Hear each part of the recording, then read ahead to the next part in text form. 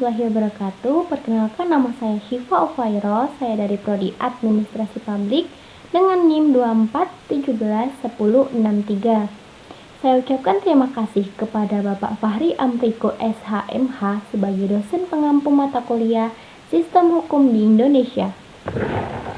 Di sini saya akan menjelaskan tentang sistem. Apa itu sistem? Sistem adalah suatu kompleksitas elemen yang terbentuk dalam satu kesatuan interaksi proses. Masing-masing elemen terikat dalam suatu kesatuan, hubungan yang satu sama lain saling tergantung, independence of its part.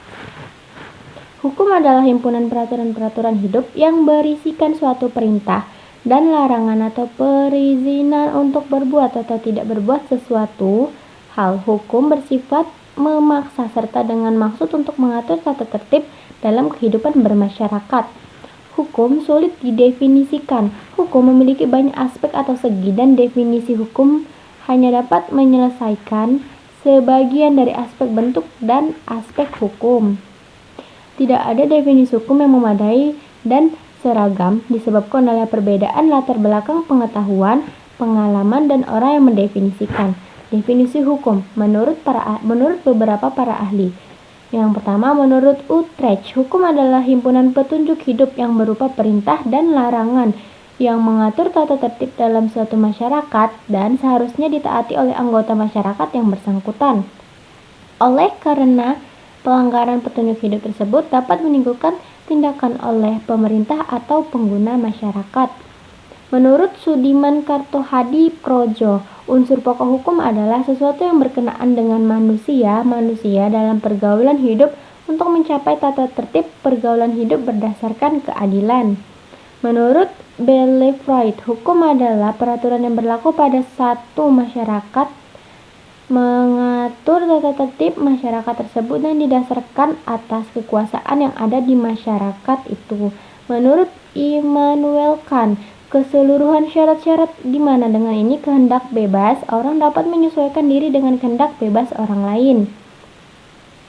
Menurut Leon Duquit, aturan tingkah laku para anggota masyarakat yang diindahkan oleh anggota masyarakat sebagai jaminan kepentingan bersama dan jika dilanggar menimbulkan reaksi terhadap pelanggar.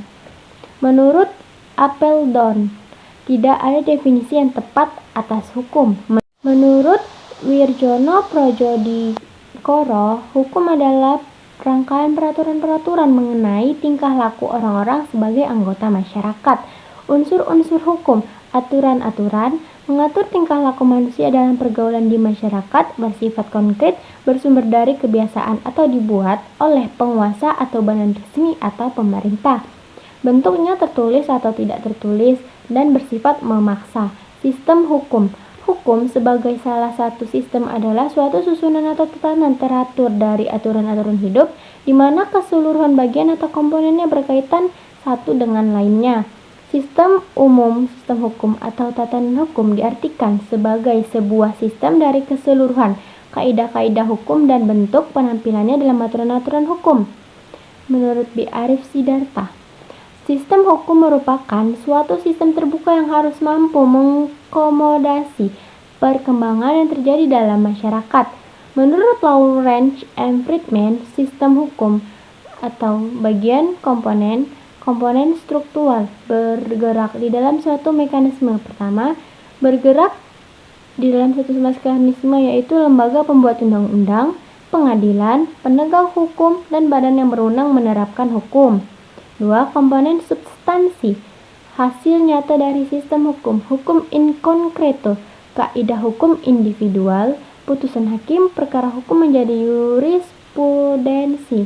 Hukum in abstracto, kaidah hukum umum, dasar hukum Indonesia bagi siapa saja, undang-undang atau peraturan-peraturan.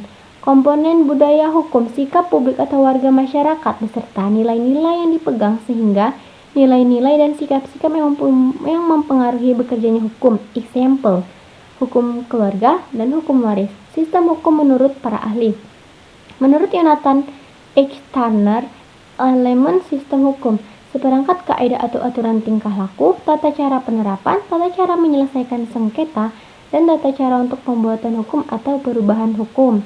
Menurut Hans Kelsen, menggunakan teori Stufenbau, sistem hukum merupakan sistem pertanggaan kaidah.